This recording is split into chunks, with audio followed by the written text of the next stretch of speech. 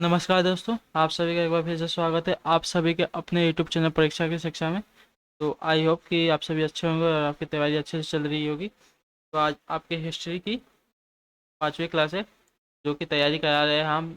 जो आपकी UP triple S C PET की परीक्षा होने वाली है 18 सितंबर को, उसके संदर्भ में। तो आप अगर हमारे चैनल पर पहली बार आए हैं तो आप सभी से रिक्वेस्ट है कि हमारे चैनल को सब्सक्राइब कर लीजिए। आपकी तैयारी रेगुलर बेसिस पर हिस्ट्री की, पॉलिटी की करा रहे हैं हम। तो चलिए क्लास से जुड़ जाइए। ज़्यादा देरी ना करते हुए आपकी डायरेक्ट क्लास शुरू करते हैं। आज का देखिए आपका क्या है, गुप्त साम्राज्य और समुद्रगुप्त चंद्रगुप्त द्वितीय के बारे में। ठीक है, तो गुप्त साम्राज्य था और समुद्रगुप्त चंद्रगुप्त द्वितीय के बारे में आज की क्लास है। तो चलिए क्लास डायरेक्ट शुरू करते हैं। आपका देखिए सबसे पहला क्वेश्चन क्या पूछा गया आपका। 64 नंबर तक क्वेश्चन हमने आपके इसके पहले करा दिए। हम रेगुलर बेसिस पे आपके तैयारी मतलब टॉपिक वाइज टॉपिक्स करा रहे हैं। एक टॉपिक में जितने क्वेश्चन हम आपको उतने ही क्वेश्चन ज़्यादा नहीं करा रहे, क्योंकि ऐसा हम मिक्स नहीं करना चाहते सभी टॉपिक एक साथ। इसलिए हम अलग अलग वीडियो के साथ आपकी तैयारी करा रहे हैं। ठीक है, चलिए आपका देखते हैं पहला क्वेश्चन आपका क्या पूछा गया है। पहला क्वेश्चन है, गुप्त वंश का संस्थापक कौन था? घटोत्कच गुप्त, चंद्रगुप्त प्रथम, श्रीगुप्त या रामगुप्त? तो गुप्त वंश का आपका संस्थापक कौन था? तो श्रीगुप्त आपका राइट आंसर हो जाएगा दोस्तों। श्रीगुप्त आपके गुप्त वंश के संस्थापक थे। ऑप्शन नंबर आप लोग सी इसका सही कर लीजिए, सी ऑप्शन पर टिक कर लीजिए। ठीक है, चलिए नेक्स्ट क्वेश्चन आपका देखते हैं। नेक्स्ट क्वेश्चन 66 नंबर आपका देखिए क्या पूछा गया है। गुप्त वंश के किस शासक ने सर्वप्रथम महाराजाधिराज की उपाधि धारण की थी? बताइए बताइए, कौन सा शासक था गुप्त वंश का जिसने सर्वप्रथम महाराजाधिराज की उपाधि धारण की थी? श्रीगुप्त ने, घटोत्कच गुप्त ने, चंद्रगुप्त प्रथम ने या समुद्रगुप्त ने? चंद्रगुप्त प्रथम ने महाराजाधिराज की उपाधि सर्वप्रथम धारण की थी। तो ऑप्शन नंबर इसका सी आप लोग सही के लिए, ऑप्शन सी जिसका भी आंसर हो दोस्तों वो राइट हो जाएंगे। आपका नेक्स्ट क्वेश्चन देखते हैं। 67 नंबर आपका देखिए क्या पूछा गया। किस गुप्त शासक को कविराज कहा गया है? बताइए। आप लोग प्रश्न देखिए और इसका आंसर देने की कोशिश कीजिए दोस्तों। और आप सभी से रिक्वेस्ट है कि अगर आप हमारे चैनल पर आ रहे हैं और आपको रेगुलर बेसिस पे तैयारी चाहिए टॉपिक वाइज टॉपिक्स, तो हमारे क्लास से जुड़ जाइए। अगर आपका कोई कमेंट या सुझाव हो कोई सुझाव हो तो हमें कमेंट करके बता सकते हैं। और वीडियोस को ज़्यादा से ज़्यादा लाइक और अपने दोस्तों के साथ शेयर कीजिए। ठीक है, और हमने आपके 3 प्रैक्टिस सेट भी करवा दिए हैं। अगर आपको और प्रैक्टिस सेट चाहिए तो हमें आप कमेंट करके बता दीजिए। ठीक है, आपके और प्रैक्टिस सेट आ जाएंगे। चलिए उससे पहले आपका एक प्रश्न का उत्तर दीजिए। आपका क्या हो जाएगा, किस गुप्त शासक को कविराज कहा गया है? समुद्रगुप्त को, रामगुप्त को, स्कंदगुप्त को या कुमारगुप्त को? बताइए इसका राइट आंसर क्या हो जाएगा। तो कविराज आपको समुद्रगुप्त को कहा गया है। तो ऑप्शन नंबर इसका आप लोग ए टिक कर लीजिए, एक आपका राइट हो जाएगा। Option number A Samudragupta.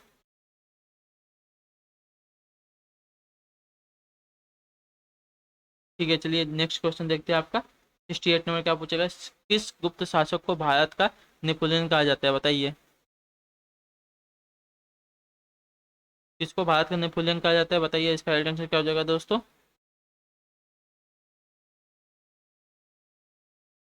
Samudragupta को। ठीक है, ऑप्शन आप इसका भी सही कर लीजिए। समुद्रगुप्त को आपका भारत का नेपोलियन कहा जाता है। तो ऑप्शन बी जिसका आंसर है दोस्तों राइट हो जाएंगे। चलिए नेक्स्ट क्वेश्चन 69 नंबर देखिए क्या पूछेगा। श्रीलंका ने राजा मेघ मेघवर्मन ने किस गुप्त शासक से भगवान बुद्ध का मंदिर बनवाने की अनुमति मांगी थी? बताइए। श्रीलंका श्रीलंका के जो राजा थे मेघवर्मन ने किस गुप्त शासक से भगवान बुद्ध का मंदिर बनवाने के लिए अनुमति मांगी थी?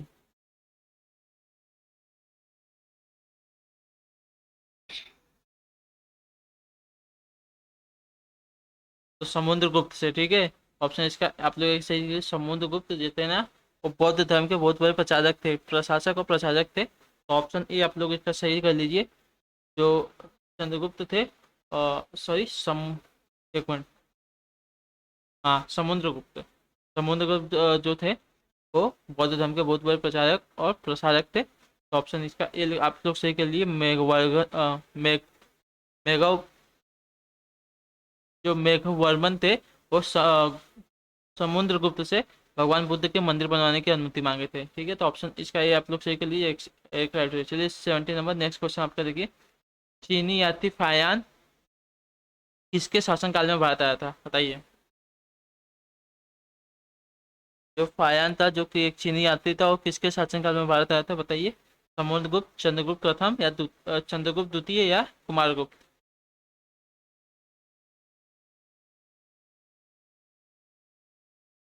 तो ये आया था आपका चंद्रगुप्त द्वितीय के शासनकाल में। तो ऑप्शन इसका सी आप लोग सही कर लिए। जो फायान था चीनी यात्री, वो समुद्रगुप्त द्वितीय के शासनकाल में भारत आया था। आपका नेक्स्ट क्वेश्चन देखते हैं। चंद्रगुप्त विक्रमादित्य ने किस उपलक्ष्य में चांदी के सिक्के जारी किए थे, बताइए। जो आपके चंद्रगुप्त विक्रमादित्य थे, वो किस उपलक्ष्य में चांदी के सिक्के जारी किए थे? राजा बनने के, हूणों को पराजित करने के लिए, शादी करने के लिए, या शाकों को पराजित करने के लिए।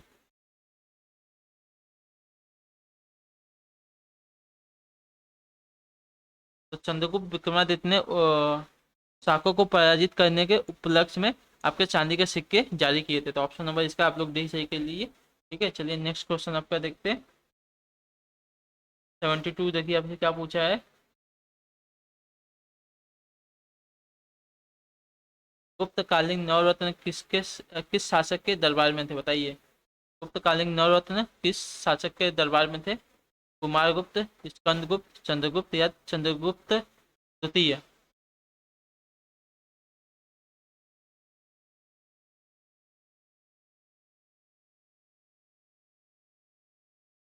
आप हमारे अगर क्लास रेगुलर लेंगे तो आपकी तैयारी अच्छे से होगी। आपका एक भी प्रश्न जो पेपर में आने वाला है वो छूटेगा नहीं, ठीक है। तो आप सभी से रिक्वेस्ट है कि आप पूरी की पूरी क्लास, मतलब जितनी 4 क्लासेस होगी, चारों क्लासेस को देखने की कोशिश कीजिए। गुप्तकालीन नवरत्न किसके शासक काल किस किस शासक के दरबार में थे? तो ये थे आपके चंद्रगुप्त द्वितीय के शासक में। तो ऑप्शन नंबर इसका कि आप लोग सही के लिए चंद्रगुप्त द्वितीय के शासक के दरबार में आपके नवरत्न थे। चलिए नेक्स्ट क्वेश्चन 73 नंबर देखिए आपका क्या पूछा है।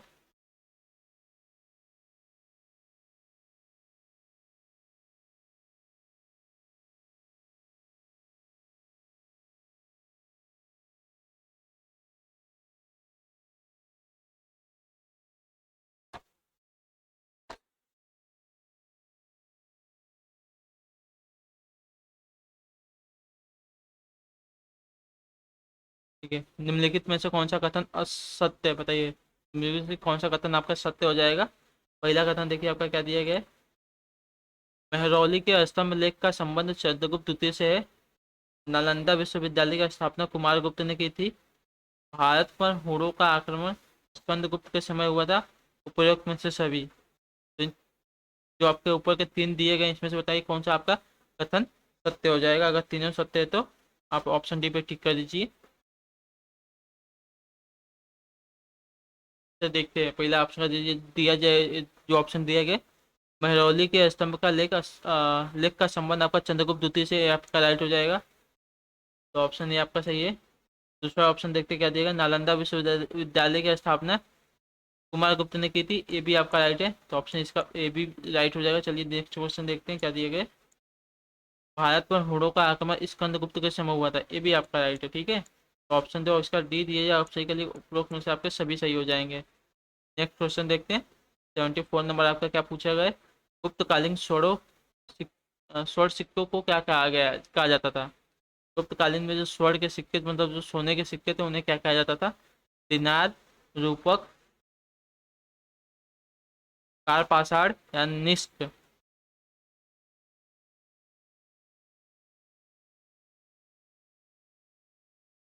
तो गुप्तकालीन में जो सोने के सिक्के थे उन्हें दिनार कहा जाता था। तो ऑप्शन इसका एक आप लोग सही के लिए दिनार राइट आंसर हो जाएगा आप सभी का।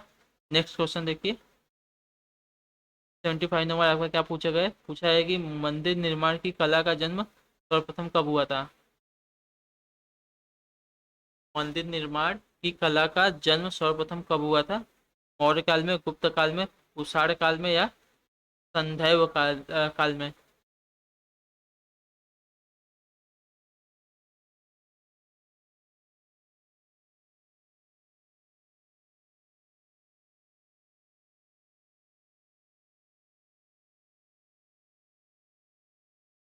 तो मंदिर निर्माण की कला का आपका जन्म हुआ था सर्वप्रथम गुप्त काल में, तो ऑप्शन इसका बी आप लोग कर लीजिए। तो मंदिर निर्माण की कला का जन्म आपका गुप्त काल में हुआ था। ठीक है, नेक्स्ट क्वेश्चन देखते हैं आपका 76 में आपसे क्या पूछेगा। गुप्त स्थापत्य कला का सर्वोत्कृष्ट नमूना है, बताइए। गुप्त स्थापत्य का कला का सर्वोत्कृष्ट नमूना कौन सा है, बताइए। इसका राइट आंसर क्या हो जाएगा। देवगढ़ का दशावतार मंदिर, या तिगवा का विष्णु मंदिर, या भितरगांव का मंदिर, या भ्रमरा का शिव मंदिर। बताइए गुप्त स्थापत्य कला का सर्वोत्कृष्ट नमूना कौन सा है।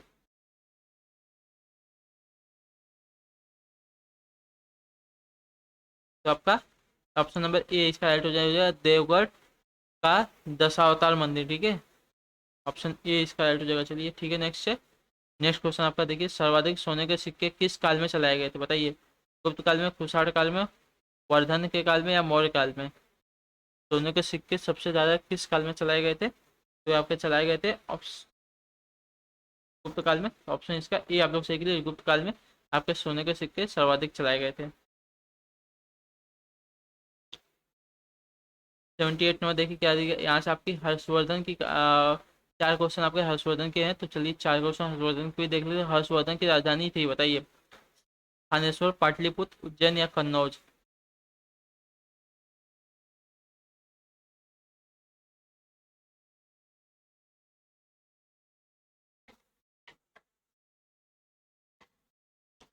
हर्षवर्धन की राजधानी, तो उसकी राजधानी कन्नौज थी। ठीक है, हर्षवर्धन की राजधानी कन्नौज थी। ऑप्शन नंबर डी इसका राइट आंसर हो जाएगा दोस्तों। चलिए नेक्स्ट क्वेश्चन 79 नंबर देखिए, चीनी यात्री हेनसांगा किसके काल में भारत में आया था, बताइए। चंद्रगुप्त द्वितीय के, कुमारगुप्त के, हर्षवर्धन के, या राज्यवर्धन के। तो चीनी यात्री हेनसांगा किसके काल शासनकाल में भारत आया था, तो आया था आपका हर्षवर्धन के शासनकाल में। तो ऑप्शन नंबर इसका सी सही कर लीजिए दोस्तों, आपका सी इसका राइट आंसर हो जाएगा। चलिए नेक्स्ट क्वेश्चन देखते हैं। 80 नंबर देखिए आपका क्या पूछेगा। प्रयाग प्रशस्ति की रचना किसने की थी। प्रयाग प्रशस्ति की रचना किसने की थी।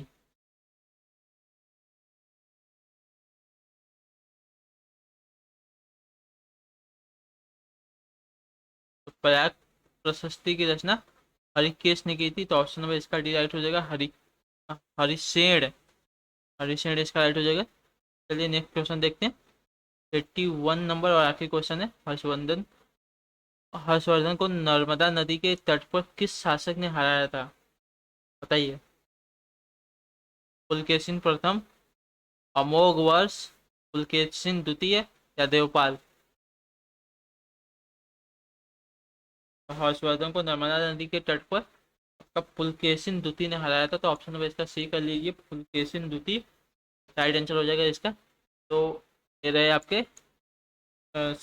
गुप्त साम्राज्य के और हर्षवर्धन काल के पूरे के पूरे टॉपिक वाइज क्वेश्चन। तो आई होप कि अगर आपको क्लास अच्छी लगी तो क्लास को लाइक कीजिए, अपने दोस्तों के साथ शेयर कीजिए, और अगर चैनल पर पहली बार आए तो चैनल को सब्सक्राइब करके जरूर जाइए। चलिए हम आपसे मिलते हैं आपकी नेक्स्ट क्लास में, तब तक के लिए टाटा बाय बाय, जय हिंद, जय भारत। आप सभी का शुक्रिया क्लास में जुड़ने के लिए।